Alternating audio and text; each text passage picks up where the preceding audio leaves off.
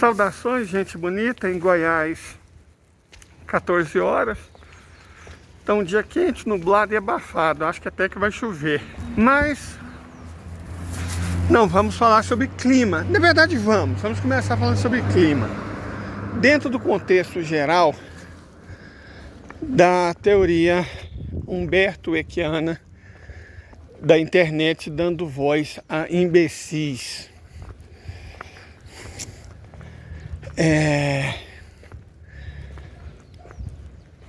Eu entendo, de verdade, eu entendo a desconfiança com a mídia, se não confiar na mídia.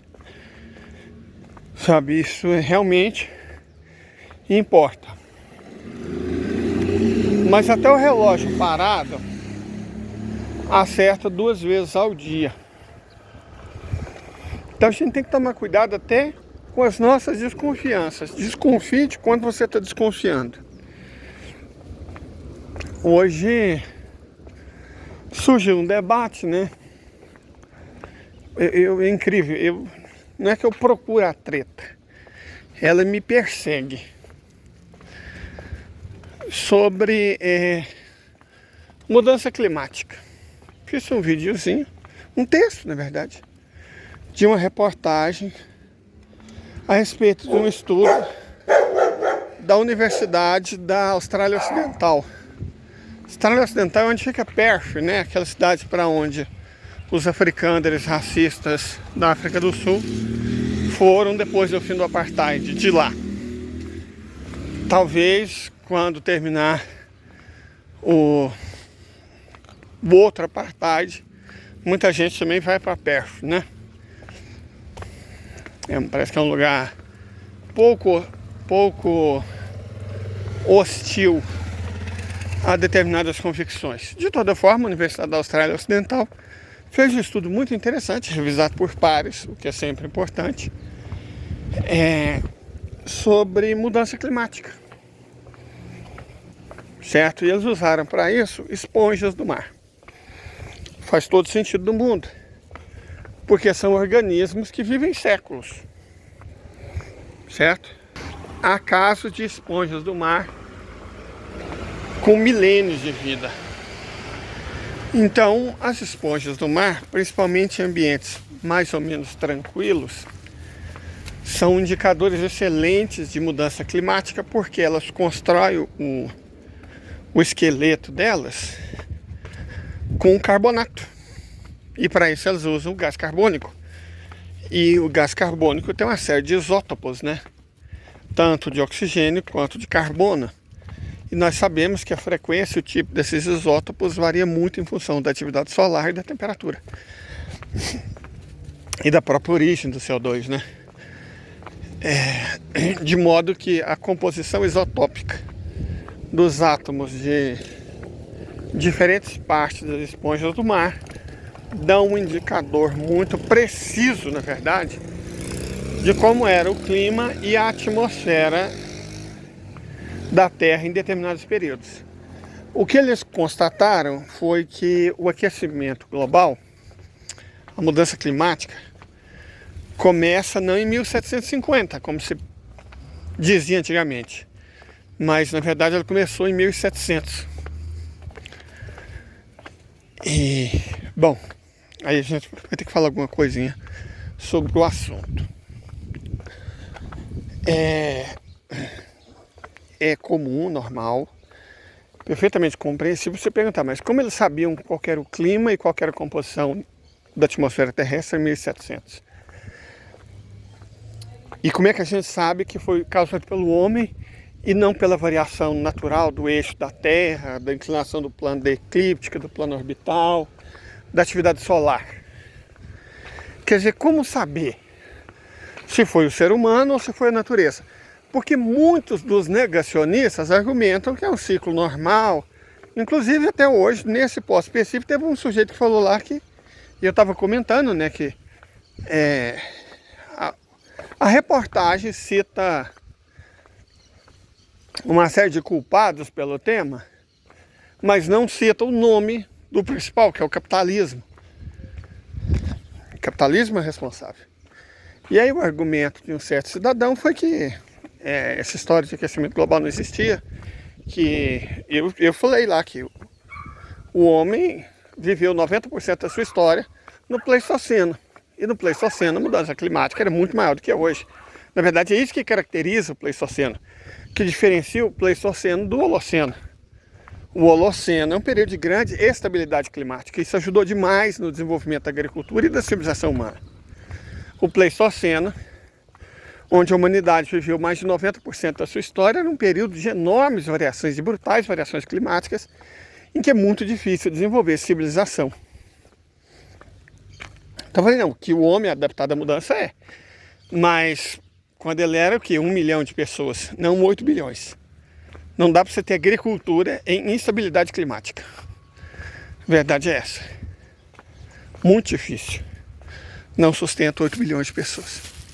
Aí o cara falou que não existia humanidade no Pleistoceno. Isso era narrativa para ganhar dólares da imprensa. Cara, me dá um banzo, uma tristeza. Como assim?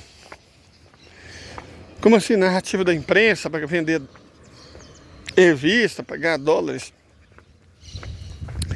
Que haja alguns meios de comunicação que fazem isso, é óbvio que há. Que inclusive o Fórum Social, Fórum Econômico Mundial de Davos usa isso como desculpa para tentar roubar a humanidade inteira. Sim, usa. Agora, isso não quer dizer... Gente, é a mesma coisa de eu argumentar. Gente, não bebam água, porque Hitler bebia água. Então, se você bebe água, você está junto com os nazistas. Ó, não respirem oxigênio. Porque toda a alta cúpula do Partido Nacional Socialista Alemão bebia água e usava oxigênio para respirar. Então, se você fizer isso, você vai ser igual a eles. Saber esse tipo de raciocínio, cara, é muito ridículo. A gente tem que tomar cuidado. Mas deixa eu explicar. Primeira questão do clima e da combustão atmosférica e isotópica. A primeira coisa que a gente precisa entender é como funciona o calor. Calor, o que a gente sente como calor, na verdade é a radiação infravermelha, que é só um pedaço bem pequeno do largo espectro da radiação solar. Portanto, o Sol, um enorme reator nuclear, manda radiação para nós, certo? Ele manda radiação basicamente para a Terra das seguintes formas: na forma de ultravioleta A e B, né? As frequências mais energéticas, luz visível e infravermelho. Há outras formas menores, mas essencialmente é isso. O que acontece? Parte da radiação, quando chega na Terra, passa por um fenômeno chamado ressonância, certo? E isso leva no planeta Terra. Se não fosse o efeito estufa, se não fosse a conversão de parte da radiação que o Sol manda para nós em infravermelho, distribuído ao longo do dia, principalmente da noite, a Terra seria como a Lua. Como assim como a Lua? Ora, na Lua as temperaturas chegam a quase 200 graus abaixo de zero durante a noite e a mais de 150 graus durante o dia. Então não é que sem o efeito estufa não haveria civilização humana. Não haveria humanidade, não haveria vida nesse planeta. O efeito estufa garante a vida nesse planeta. Então, per si, ele nem é bom nem é mau. Na verdade, ele é bom. Ele garante, reitero, a existência da vida nesse planeta. Agora, o aumento dele é que é o problema, é sobre isso. A atividade solar é basicamente radiação. Entendam o Sol como um enorme, um gigantesco, um imenso, um descomunal reator nuclear. É isso que o Sol é. São milhares de bombas atômicas, bombas de hidrogênio, na verdade, explodidas por segundo. Certo? É isso que é o Sol. Milhares de bombas de hidrogênio explodidas a cada segundo. Mas a maior parte da força é contida pela gravidade da própria estrela. Mas alguma radiação escapa. Quanto maior, mais intensa a atividade solar, mais radiação escapa. Essa radiação, atravessa a atmosfera terrestre, atravessa a magnetosfera, atravessa a atmosfera e entra em contato com oxigênio e carbono, entre outras substâncias. Ao entrar em contato com oxigênio, com carbono, com molécula de água, com molécula de dióxido de carbono, ele altera sutilmente a natureza dessas moléculas. Se o dióxido de carbono, olha a importância, se o dióxido de carbono se combina com cálcio ou magnésio e se transforma em exoesqueleto de concha, de esponja do mar, ele fica petrificado, é um registro petrificado do momento que ele foi formado. Então você pega uma carapaça, né, de esponja marinha de 500 anos, aí você vai ver que a atividade solar teve variações nos últimos 500 anos. Você vai medir elas. Tem várias esponjas do mar e você vai ver um padrão. Não, uma variação delas foi mais ou menos igual. Ótimo, aí você tem um modelo. Então você sabe como a radiação solar variou nos últimos 500 anos. Comparando fóssil, né? Ou às vezes até esponjas do mar vivas, porque elas vivem mais de 500 anos. Então você tem uma noção boa de como era a atividade solar. Como já existem muitas pesquisas no gelo da Antártica, você também tem registro de como era a atividade solar nos polos, porque essas esponjas mais especificamente são no Caribe, próximo dos trópicos. E o registro mais amplo que a gente tem é dos polos, tanto o norte quanto o sul.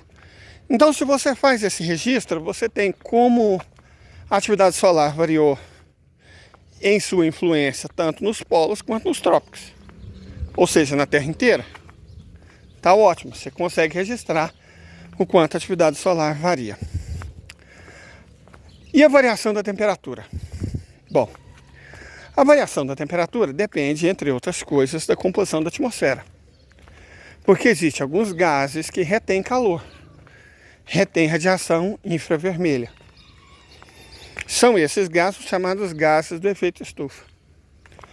O dióxido de carbono, o metano, o dióxido de nitrogênio. O nitrogênio é muito pouco reativo. Então existem muitas poucas estruturas vivas feitas com nitrogênio. Que o nitrogênio é muito pouco reativo. A gente respira ele entra e sai no nosso organismo todos os dias, ele é 4/5 do ar que a gente respira, e o corpo nem vê. Exatamente porque ele é muito pouco reativo. Ele é quase um elo perdido entre o gás nobre e o oxigênio, por exemplo. Agora, o oxigênio reage. Então, o CO2 e o metano são medidas melhores. O problema do metano é que ele é o contrário do nitrogênio. Se o nitrogênio é muito pouco reativo e quase não entra na composição dos seres vivos, o melhor gás para a gente ver o efeito da temperatura e tudo mais é exatamente o CO2, o dióxido de carbono. Que, repito, ele combinado com magnésio e cálcio se transforma em concha, em material de exoesqueleto, de coral, de algumas variantes, algumas formas de esponja marinha. Então você tem, pelo tipo de estrutura molecular isotópica, você tem uma noção bastante precisa da temperatura. Mas por que a temperatura influencia? A temperatura influencia não só a quantidade desses gases, como principalmente a solubilidade deles, certo? A solubilidade é fortemente influenciada pela temperatura. Então, se você pega um corpo, uma amostra minúscula, de milésimo de grama, tem bilhões de moléculas. Então, você tem material para fazer uma análise estatística muito precisa, porque não estou falando de 10 ou 20 moléculas, não. Estou falando de bilhões de moléculas em 1/10, 1/100 de grama de esponja do mar. Então você pode, numa amostra tão grande, de bilhões de átomos, você pode analisar sem sofrer muito as características de solubilidade do dióxido de carbono. E aí você pode inferir a temperatura na época que ele se formou. Perfeito? Que há variações sutis na capacidade de combinação do dióxido de carbono com o magnésio e com o cálcio em função da temperatura. Como você tem uma amostra praticamente infinita, você constrói um modelo extremamente preciso da temperatura.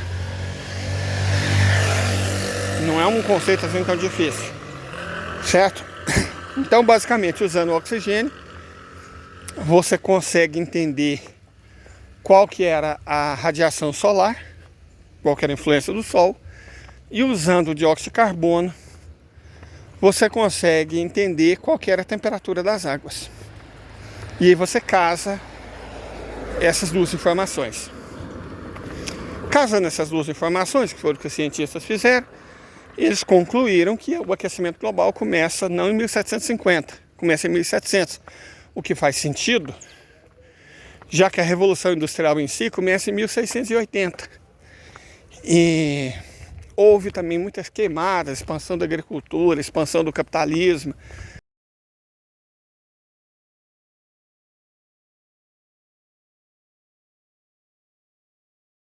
Agora, a mudança que está ocorrendo agora, sim, estamos no meio de uma mudança climática em larga escala.